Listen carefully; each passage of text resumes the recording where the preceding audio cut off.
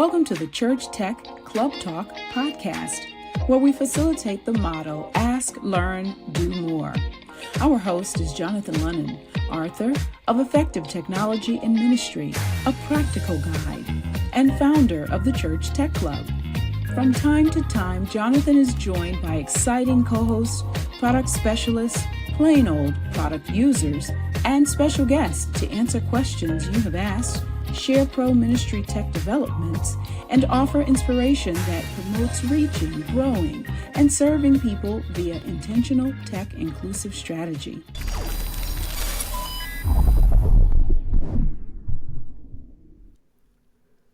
Okay. All right. Welcome. Today, the topic does not have a misspelling.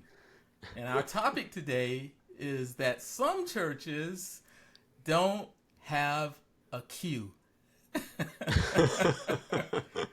So that's exactly what we meant. Some churches don't have a queue.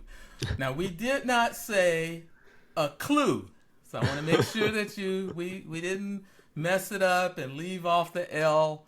We really meant Q, okay? Because the church is not clueless, right? But some church operations are cueless. And so we're going to talk about that. So, okay, Elder Lonon, where are you going with this?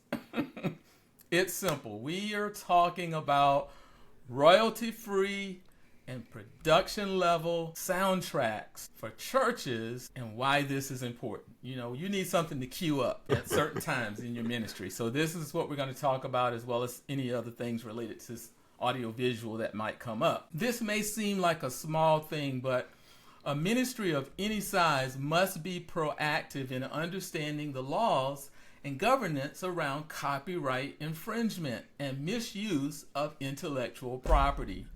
And they also need fast and quality ways to fulfill their audiovisual needs in this area.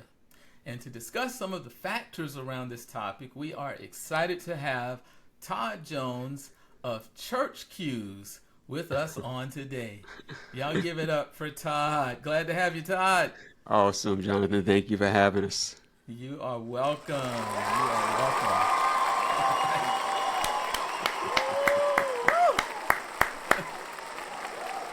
Come on, y'all can do better than that. Come on.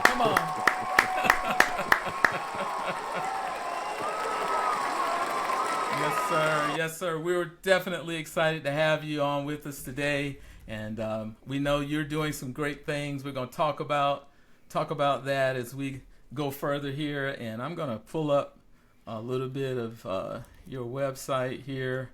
I think I've got a little bit here. Let me see what we got here. Okay, yeah, so this is the Church Cues website. We're going to give you actually the link and all later, but Church Cues, you see the logo there, real nice logo with the little play button, the green play button. That's pretty cool. And you can see it looks sort of like Spotify in a way, you know, but it's got your different options and the genres of music that you can choose that you can actually access on this website. And then he, of course, has some other things he's going to talk to us about today as well that they have available actually right now. And so you can check that out as we get to it. That's a little bit of his website and his logo. And so, Todd, we really want to welcome you today. Thank you. Welcome, cuz, to the show. And I am not exaggerating, you guys. This is really my cousin. Todd is a first cousin by way of his father being my mother's brother. Yeah. Good people. Glad to have good people on. And no, there is no corporate or entrepreneurial nepotism going on. Okay, well, I at try least to they welcome shouldn't a be. lot of people to the show. You know, some folks don't respond, but that's So we are talking to Todd today because he has a legitimate technology-based service that helps churches, and we want you to hear about it. Now, no worries. We've got some more great tools, tips, and tutors lined up to help your church or your nonprofit to use technology to further the reach of the gospel in these precious last days. But today, Todd and I recently, Todd and I were talking, and I got excited when I heard about an innovative approach that he had to help churches appropriate audiovisual sounds and other assets legally and easily. So I invited him to come on the podcast to share, so that, that especially small to mid-sized churches in our audience could realize that it is possible to access quality and affordable tracks and digital assets for all types of occasions. And we'll let Todd give you the scoop later on what these digital assets are, and we'll even give you a taste of them. You can always get to our podcast on YouTube at tctctalk.thechurchtechclub.com. So before we even get started, I'm going to make a pitch, and I want to encourage all of you, small or mid-sized churches, to consider the training that I've heard Todd and Church Q's recently released. And again, Todd will tell you about that later on, but I wanted to kind of put that right up front so I don't forget to give that plug, that you check that out. Don't take it for granted what we're talking about today. It's something you need. Now, Awesome. I usually like to add a note that assures our listeners that we are both balanced and sincere believers. We're disciples, we're followers of Christ. We never attempt to bend the word or the truth of God to fit culture, fads, or styles. We promote holy living and adoption only of tools in tech that can draw, build, and grow people, not attention. Okay? All that we offer is is a part of that press toward the mark, right? Yeah. That knowing of Christ better and better. All right? Now, this is important to mention. I know this is taking a little longer. I usually don't get this deep, but I want to tell you that this is important to mention because some don't believe that modern or digital tools are critical to the church's fulfillment of the Great Commission. And I won't argue, okay, that you could do all of this. You could do it all. You could do everything that you need to do for God without any technology. Yeah. But why? Sure, some have gone too far with tech initiatives, but we know him, capital H-I-M. We know him, and we are going to do whatever we can within the tenets of the doctrines of the faith to make him known. Yeah. Any attraction we gain is only to detract from the cares of this life. That's all we're trying to attract. Yeah. Detraction from the cares of this life and to draw men and women to the Lord. So get ready for a very cool lesson on how to be legal and have access to tracks that you can queue up in your ministry. And we're coming back in just a minute to get that going. So let's get one word from our sponsors and then we'll get right into it for today. Hang on.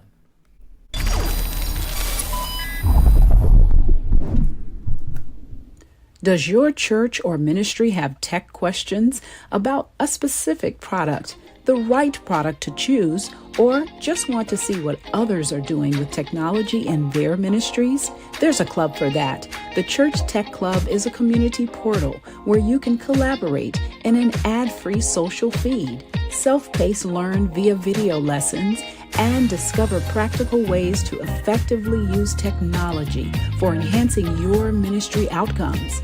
Learn more and sign up for free or paid tiers today at thechurchtechclub.com.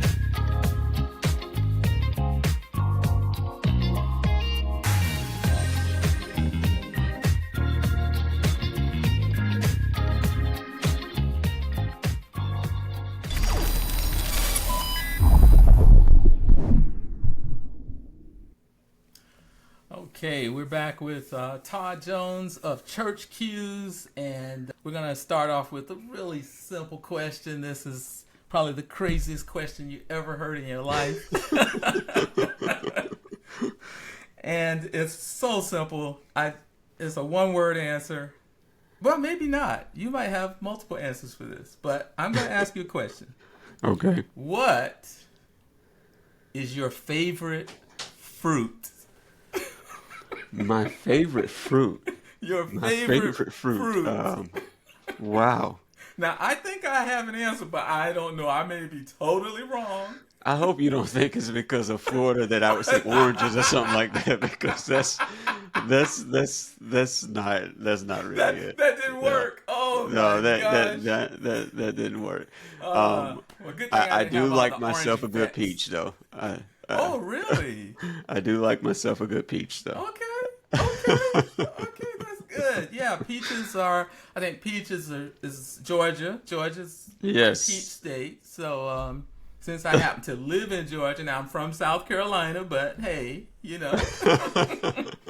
peaches are good. Now I don't like No, I picking think I burnt peaches. out on the oranges back when I was a kid. Okay. Yeah. See, we would come to Florida, and I'd be roaming through you guys, orange trees. I didn't know that wasn't your favorite fruit. So okay. Yeah, yeah. Now we know. All right, peaches. That's good. Peaches are great. You can do a lot of things with peaches. Cobblers and Yeah, shakes, and see, it's very versatile. they probably have peach coffee now or something. I don't know. Yeah, You I don't don't know how think that'll work so? out. Okay. So anyway, good. So we know a little bit about you there. You like peaches, even though you're from Florida. Okay. All the Florida folks listening, please don't stop listening to our show. We still love oranges too. I like oranges. Definitely. All right. Now, there are certainly stories, Todd, of churches and nonprofits that have found themselves liable because of infringement on the IP or the intellectual property of others, especially in the area of soundtracks played on social media or other mediums. What can you tell us about the climate of these infractions today, and what steps might be important for us to keep in mind? Okay. So the climate, it kind of gets worse and worse as time goes on, because the creators of the intellectual property, your songwriters, music producers and things of that nature, just because the internet made everything available, it doesn't mean that they're not genuinely concerned about whether or not they were, compensated, or just, even if we take compensation off the table, just rightly respected for the content that they created, right? Right. And so, it over time, you go through this whole era of maybe, it doesn't seem to matter. Nobody seems to care about it. I can just kind of download this track, use this piece of content, use this video, whatever it might be.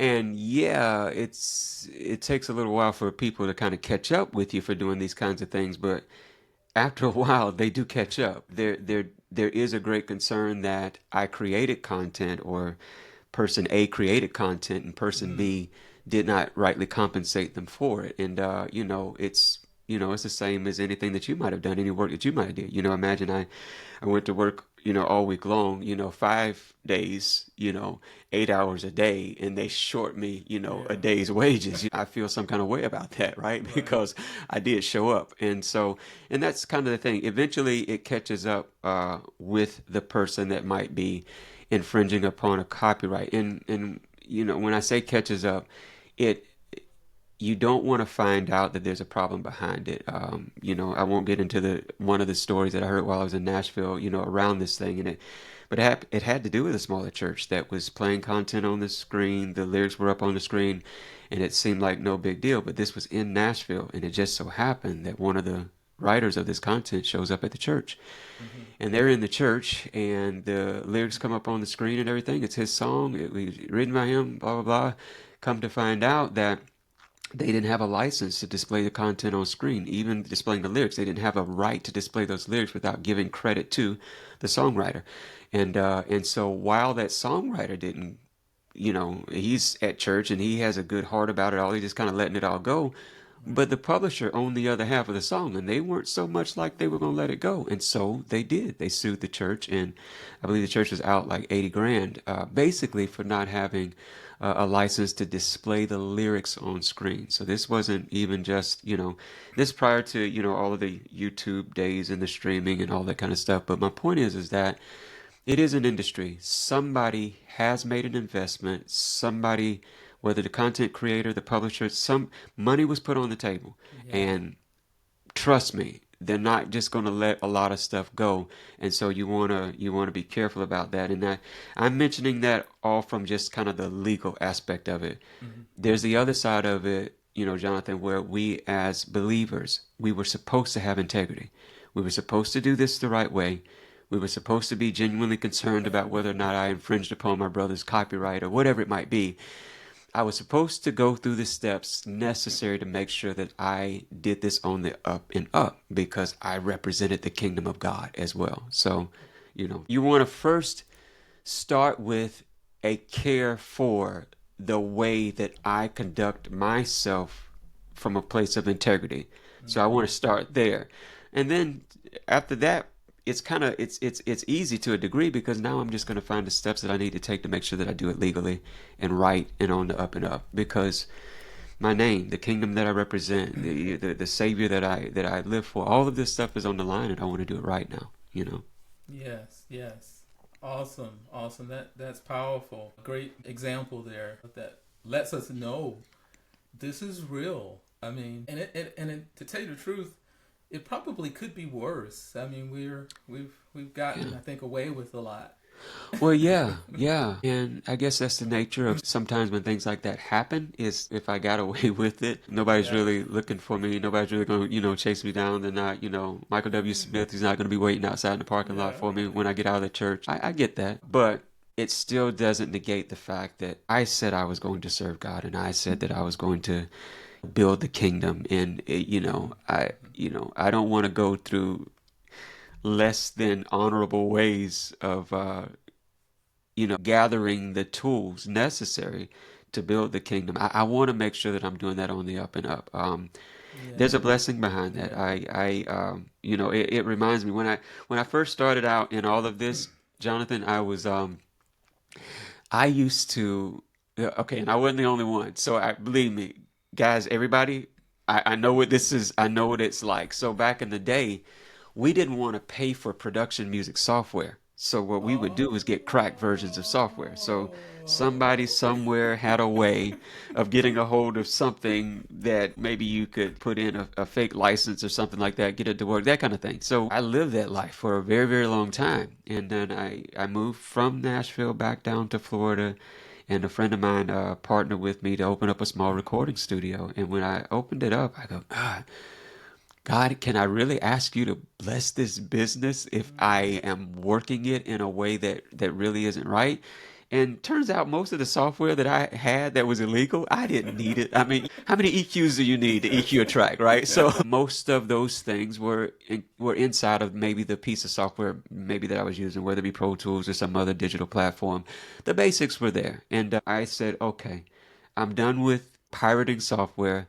I'm going to use what I have, and I'll pay for what I need when I'm able to pay for it. And it just did a 360 for me in the way that I worked. And so that does a lot. I mean, it just, to know that what you're doing it with integrity, it means a lot. And then you can trust that what I've set out to do, I did it on the up and up, and I can trust that God is honored by that. And then whatever favor and help that He's already promised to give, that's going to be there. But man, if I short circuit all of that by the way that I do business, then man, that's an awful lot to put on the line. When God said He was going to be there to help you, that whatever you put your hands to do, He'd make it prosper. Okay, well, don't put your hands to do the right thing and then with the other hand do the wrong thing. So. Amen. That's powerful. It reminds me of the cable thing where people would kind of run a cable from one house to the next. And, yeah. We don't want to so do that. So it's been going on for a while, right? But to my point, eventually it has to stop. Everybody's not gonna let that ride. That's right. So this is good. We definitely want to encourage all of you out there, make sure you're on the up and up. I mean, you couldn't have said it better, Todd. I mean, we really want to be. We're representing Christ, and if we don't have some type of plan, or we're not real, we're just kind of grabbing stuff out of the air. That's not good, and we don't want to do that. So, very good. Now, in my book, I talk a little bit about strategic planning and budgeting. And, this is one of those things that you definitely want to put in your budget, because it's not always cheap, like sometimes you have to pay a little bit. Now you can, and I know some of the things you're going to offer and show us may have some really good pricing and stuff, but I really think that it's time for churches to think about it at least. I mean, you can't just have it as a secondary thing, say, maybe we'll do it, maybe we'll consider this or whatever. But audiovisual and anything around production, so on, really needs to be a part of your yearly planning, so that when the time comes, you won't be kind of half doing God's work. You'll really kind of be able to get what you need to be able to get things done. So later you may want to talk about action steps around those types of things, but be sure to give us anything we need to let us know. So I'm going to ask you some more questions in just a sec. We're going to hear one more ad here. Okay.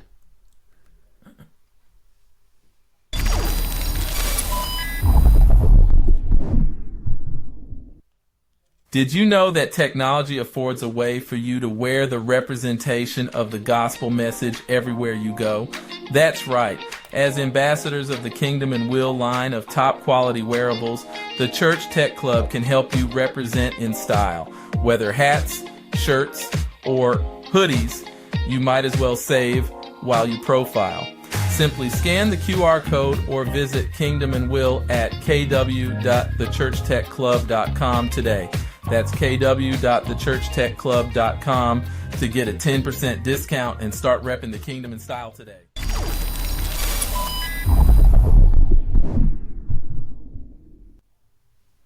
All right, so I'm going to play a little bit of, I think it's called Back in My Day. It's a sound clip from one of the content providers, creators there on the Church Q website, and I picked this up. I said I want to let some of our audience hear some of the sounds that you guys offer that are available for people to license. So this is just a little short clip. I'm going to play just a little bit of this. Can you hear that? Do y'all hear that? Isn't that great? churchcues.com. Now you got that in there because you got to pay to get that taken out, but this is nice music. And so I'm gonna turn this down a little bit. I love this because there's so many churchcues.com places in ministry where you need some nice sounds. It could be an event you're having, it could be a youth program, it could be the lead up to the church service, or any period of time where you need that nice sound, and you want to know that music is right. Somebody's not just somewhere doing something, but somebody that loves the Lord is putting this thing out for you. Okay? So this is great. I love that clip I just said. I gotta let them hear this because I thought that was really, really good. But anyway, so we've heard a bit already about the state of IP, again, intellectual property, and copyright infringement in the church and nonprofit arenas. So the question becomes, how do we circumvent the problems that this may cause? Or maybe more directly, how has this impacted what you have built, or inspired even, what you have built with Church Cues to minimize or eliminate this challenge? Now, we're going to talk about the specific training you offer later. This is more about, your website, the concepts behind your approach for this media acquisition that we can get now, and some of your journey to bring these services to of AV and other areas of church ministry. Okay, so well, the reason I guess all of this started really was because I spent a number of years as a composer for commercial music. And commercial music is just like the things that you just described. This is things that would run in broadcasts, things that might be on a TV spot, things that might be on a church or a ministry having programming available on an app or something like that. So And it's not the same kind of music. It has influences from all of the genres that we know about, but it's not really the same kind of music because there's something kind of specific that has to happen. It needs to grab the listener while not getting in the way of the voiceover or the product being sold or what have you. And so it's got to be just enough to get them interested without necessarily taking away from the content that's really what I like to say is on stage. If there's a cue or a piece of music that's being used for, say, church announcements, the highlight is the church announcements. It's not necessarily the piece of music. This started because I was doing commercial music. I was writing music for commercial music libraries, and not a lot of people knew about that. It was really by just the grace of God that I even got involved in it. In that small studio that I told you about, there was a producer that walked in, and he said, "Have you ever considered writing library music?" I was like, "What's library music?" Right? And and he says, "I'm gonna connect you to a music director." And I got connected with this music director, and basically, I don't know, Jonathan, for like the next 6 or 7 years, I was just writing music for a music library that was called.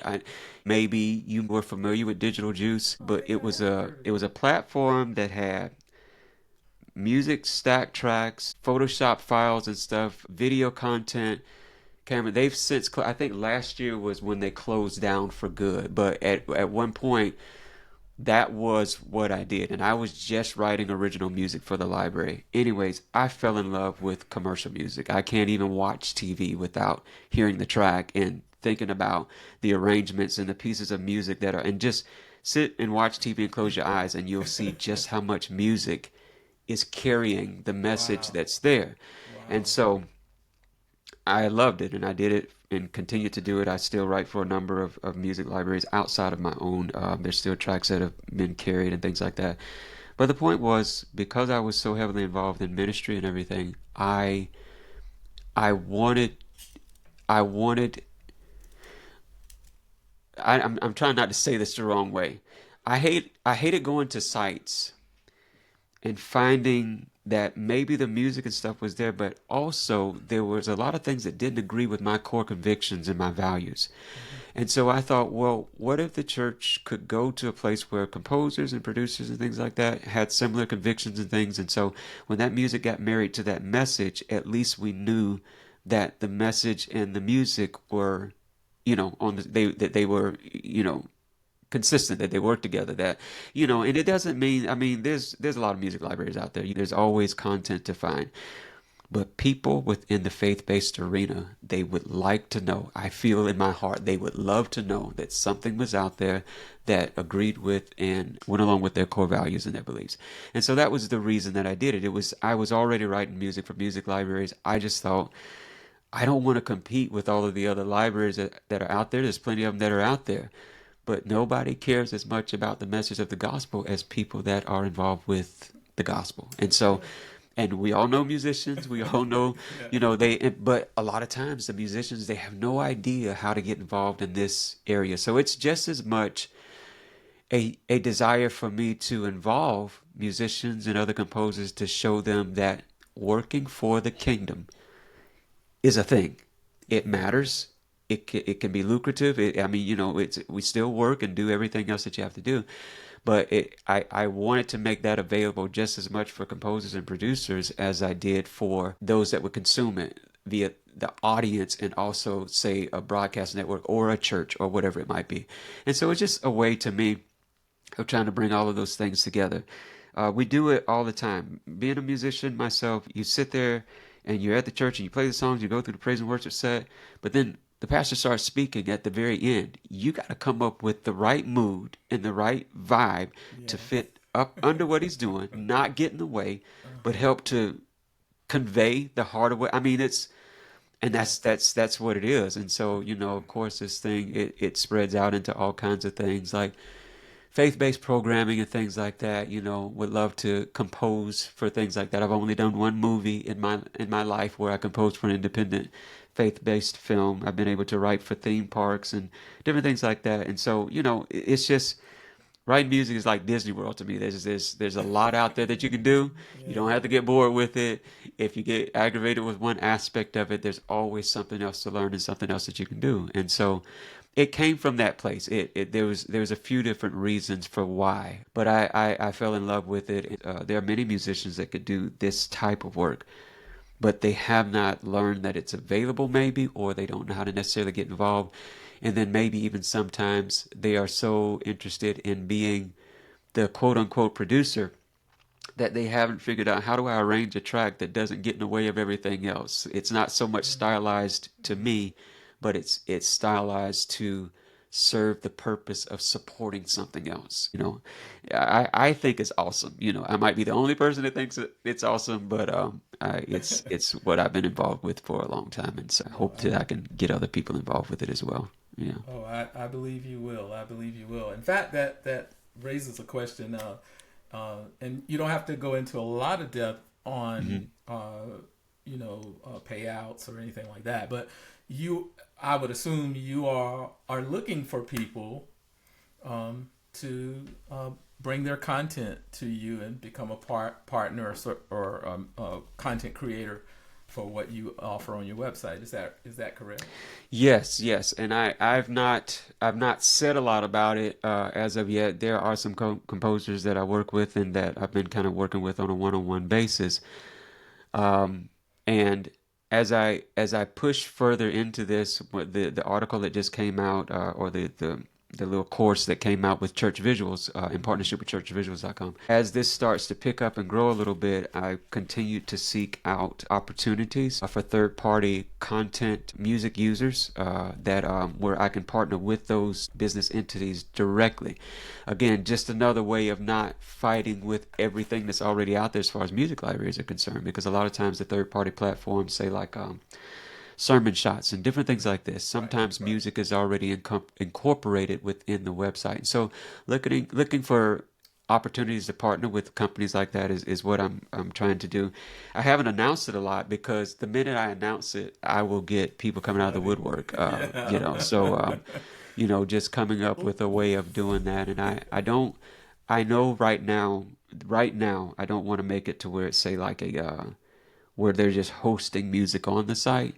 Right. I'd rather have a relationship. So Very good. A contract agreement for a certain number of pieces of music, they hold for a while, see how they sell, that kind of things. Much like some of the other libraries that I've written for, but I'd rather it be more of a personal thing than something where, okay, here's a site, you can put your music up and we'll just see what happens, So we want to try to approach it a little bit differently. But yes, to answer the question, yes, I am looking for that. Understood. That's great. That's great.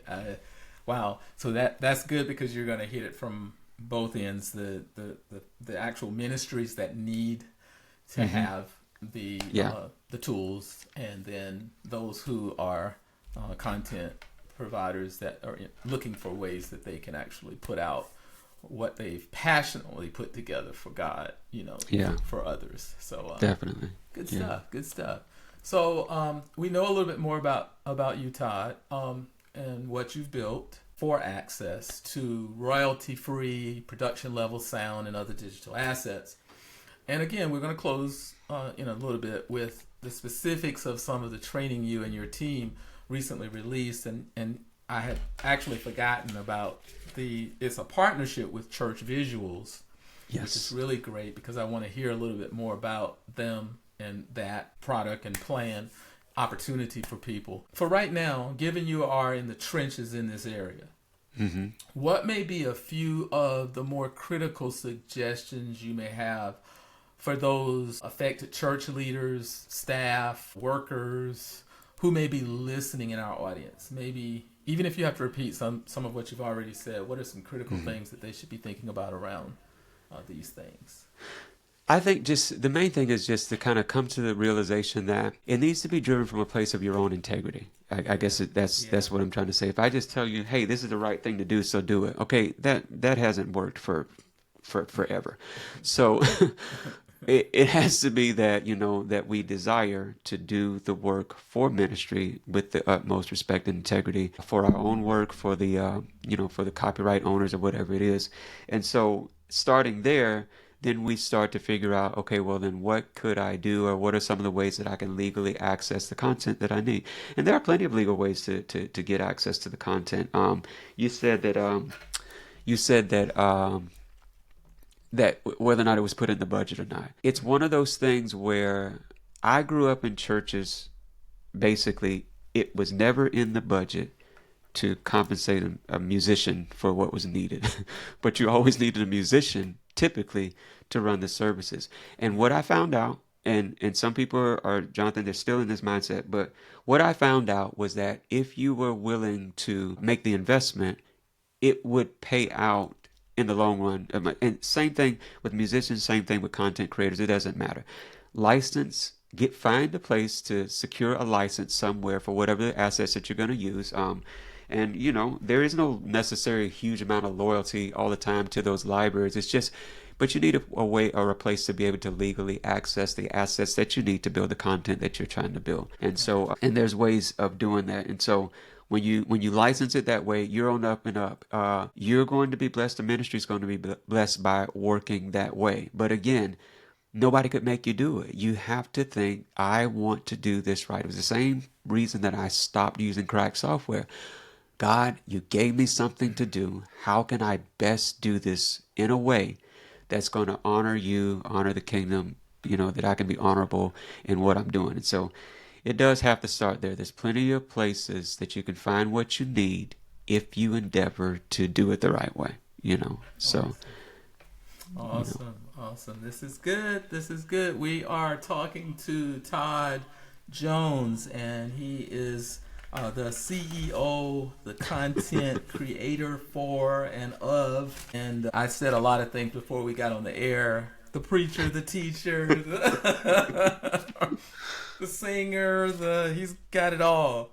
And the skills, now we're learning he knows his stuff. He was working in the commercial arena, building libraries that we probably have touched in some way and we don't even know it. But we're glad to have you sharing with us, and we're going to come right back in a second and kind of wrap this up. And I want to hear some more about some of this training you've got available, and we're going to play another clip from your website. So let's listen to a quick ad, and then we're going to come right back.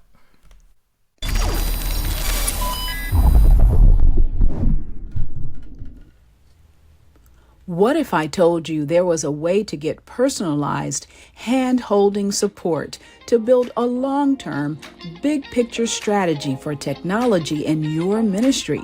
Well, there is.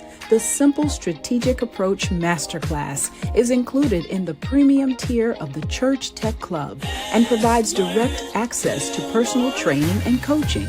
The 6 steps outlined in Jonathan's book, Effective Technology in Ministry, A Practical Guide, come to life as you are guided through a series of exercises to help you establish and implement the tech that promotes leading, reaching, and growing people effectively. Learn more and click the Give Me Access button at lononservices.com/SSA Masterclass to see a personal detailed video about this service. That's spelled LONON services.com/SSA Masterclass.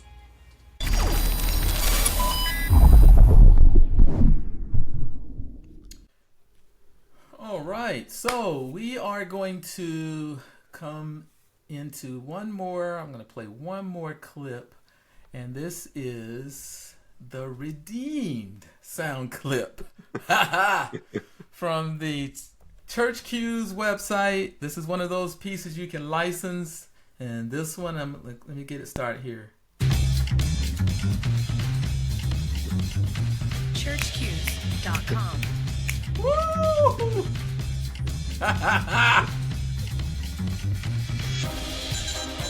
I love this.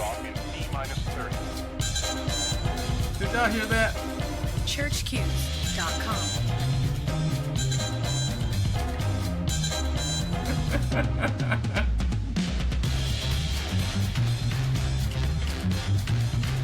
ChurchQs.com. Now, I'm a drummer, so I like the all that bass you had in there. Just now. Oh yeah, that's right. Yeah. So I don't know if y'all heard it. There's more. But he had in there, it said, I think T minus something to launch. I was like, what? We're definitely going to get this one for our church because our praise team leaders, they love things like this. Excitement before service starts, that build up for praise and worship. So that's great. I love that. I can see so many places just that little clip right there could be used. And I appreciate you, Todd. This is good stuff. You know, it's great when people step out on faith and they do what God has given them because it's gonna pay off. You know, it's gonna pay off. Yeah. It's gonna pay off. Now, Todd, I want you to tell us about your new training options for church leaders, workers, staff, audiovisual teams, or whoever it's supposed to be for. You tell me. Explain what this is and why it is important when we talk about the training that you have. You can give the name or whatever to help us to know more about it, and I'll make sure we put the links and all where other people can get access to them as well. Okay, so this was a partnership with a company called churchvisuals.com, and Church Visuals is a company that provides visuals and graphics for churches and ministries. So this would be like your like sermon series graphics, graphics for announcement reels, just anything that's going to display on the screen. That's their whole thing, was making sure that you looked as a church as professional as possible. And so you can license things through their website for your church or ministry, a Bible study series, just sermon series, just whatever it is. So if it was going on the screen, they pretty much make it, or they can make it. And so there are a few companies out there. This was one of the more cost-effective ones. I think they started out being called 1230 Media or something like that. So they went through a rebranding and everything. So at any rate, that's what it is. And a friend of mine introduced me to them because he thought that the music and everything that I provided might be something that was a good thing for people to know about when they were going to the site. The site doesn't provide music or anything like that. It just provides church visuals. And so I met the owner, Carl, and through a mutual friend, and we got talking about things, and there's a lot of stuff that was just really great about the conversation. We continued to work together on just different things here and there, and then he asked, could you speak to legally crafting content for a church? And I go, yeah, sure I can. I've had to, deal with that a lot in my own career. And so that was how that little series or whatever got birthed, just legally crafting content from your church. There's a lot of the same stuff that I shared with you earlier in our discussion here today, just to help people become aware.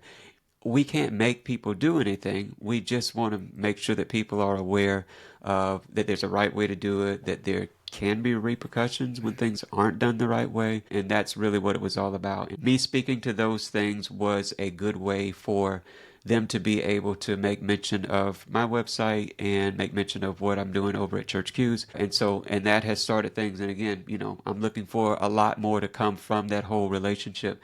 But that's what it's been about, just finding ways to kind of help educate people about that. And we're constantly dealing with volunteers. With one of the things that in the discussion we talked about, or that I talk about in the course, is what do I do when I have a volunteer that they don't have the skill set that a professional might have in a particular area, whether it's graphics or whatever it might be. They don't have the skill set, and my church doesn't have the budget to pay for somebody to necessarily come in. And this was letting them know, okay, so here's some of the things you can do. Church Visuals creates content for this type of a thing. You can get a subscription, or you can do it monthly. You can do it, piece by piece. It just offering ways to make sure that you have the tools necessary to present the gospel in a good way. Because here's the deal. I don't care how big your church is, whether you got big budget or no budget. The message of the gospel is still it's still of value. I can't put this message out with any less sincerity just because I don't have a whole lot of budget. So we've got to figure out how then that we can make sure that what's needed is there, because the message doesn't get any less important just because I don't have deep pockets as far as that budget is concerned. And the more that you do these things in a professional way, and trust me, I've seen it happen time and time over again. Honor what you do, and people will show up to help you do what you're doing. They come out of the woodwork, but do it in a bad way, do it in a shady way, people won't want to help you. You'll see that kind of thing. You kind of repel people, but take pride in what you do, be honorable in what you do. And in my career, in my time in ministry and outside of ministry, I've seen people show up over and over again because I care about what I'm doing, and that seems to be, for whatever reason, and I know the reason, but it's infectious. People want to be around people who care about what they're doing, and so when we do that, you might think that you don't have the money for it, but you do. It'll show up. And here's the thing. This is ministry. It wasn't about your money anyways. It was about you doing the kingdom and God being faithful to provide what was needed when we're faithful to step out and do what he asked us to do.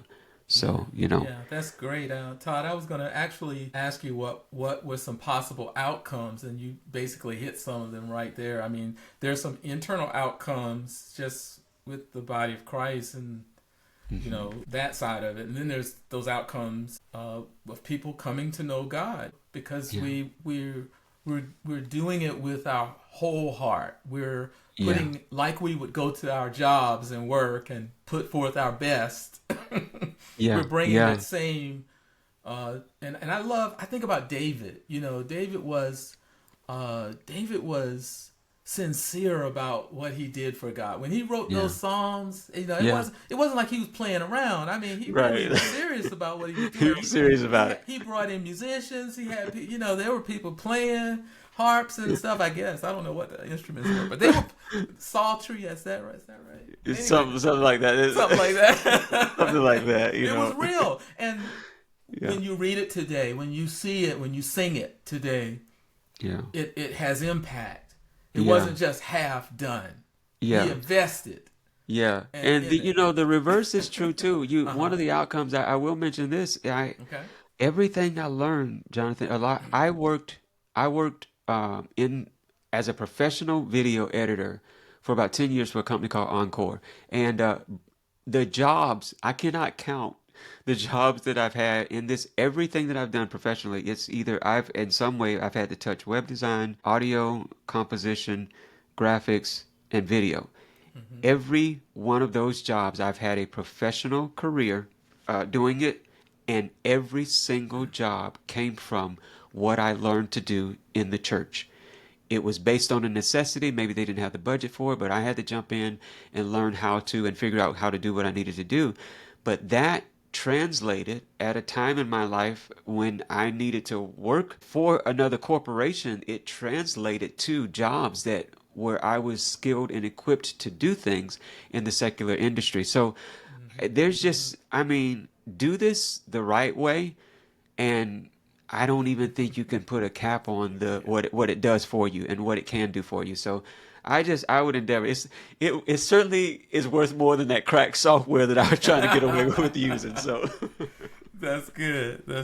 So that's great. I talk a little bit about return on investment but return on mission, ROM. Yeah. So ROI, and then there's ROM, and I we love want that that. ROM. We want return on mission. We want to see some real things happen, and I love it. Wow. This is good. Thank you, man. Yeah. So, in case our listeners want to follow up with you about something that you said, follow you on social media, or even sign up for the course that you offer in conjunction with Church Visuals, where can they find you online? I'm going to pull up what I have here, and I want to make sure this is right. We'll make sure this gets out to everyone here. Let's see. I've got churchcues.com. Is that one correct? Yes, that one is correct. Yes. And another one I you am want in the to trenches on a lot of this stuff right now, so that's the best way to make contact through the website, the social media channels. Some of the other ministry things have had me a little bit busy Gotcha. lately, and Gotcha. so That's good. I've been working a bit more on those than some of the social media channels for Church Q's in particular. The course, if you're looking for that course, though, that course can be found at churchvisuals.com, and that's the company that I partnered with. And definitely if your church is looking for visual assets, definitely check them out, because there's content that's there that they can provide as well. So, and like I said, they are the visual aspect of things. That's what they do. And my passion these days is still about the music and everything. And so that's what we're looking to try to dig our heels into. Awesome. That's wonderful. I think you guys have something here, and people need it, and we're gonna definitely make sure we push the word out there. Awesome. Wow, what great information! Thank you, Todd. Good. We enjoyed it. Yes, sir. There you have it, guys. Another great episode of the Church Tech Club Talk podcast.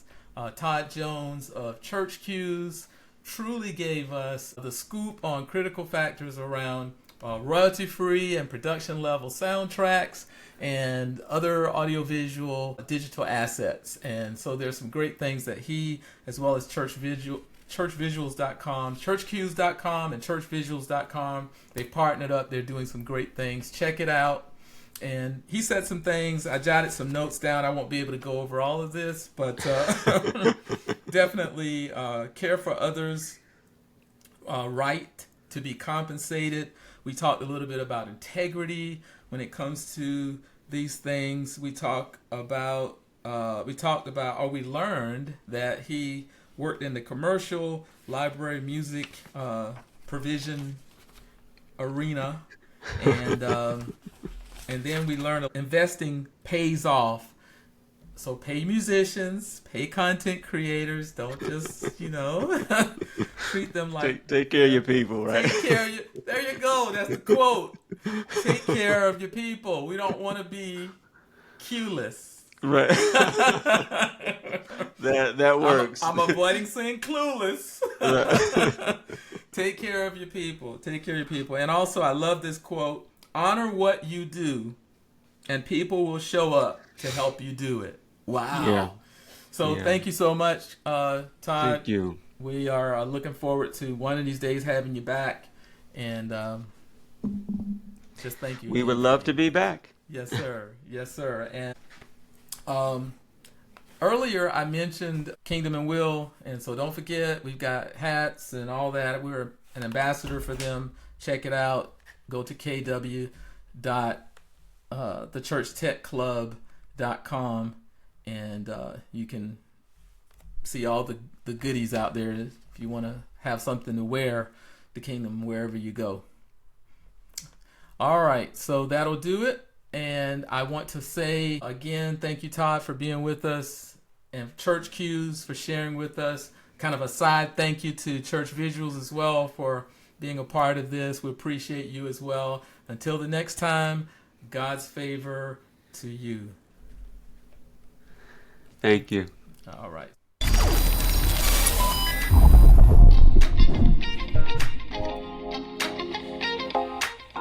That brings us to the end of this TCTC Talk episode. Thanks to our guests, highlighted companies, and our amazing audience, that's you, for joining us during today's exciting discussion of relevant technology topics for ministry. We hope the value in this episode was evident and beneficial to you.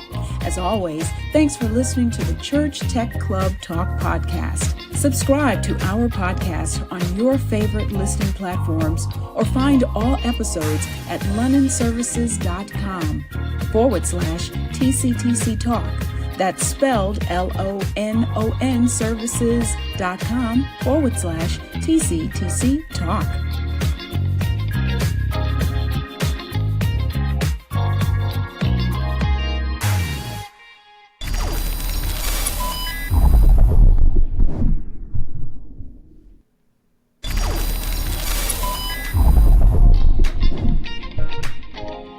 you enjoy our show, please rate and review us on your favorite podcast listening platform. Be sure to come back next week for a fresh discussion of technology for ministry. Until then, Jonathan wants to remind you that the Church Tech Club's motto is about motivating you to do 3 things: ask, learn, do more.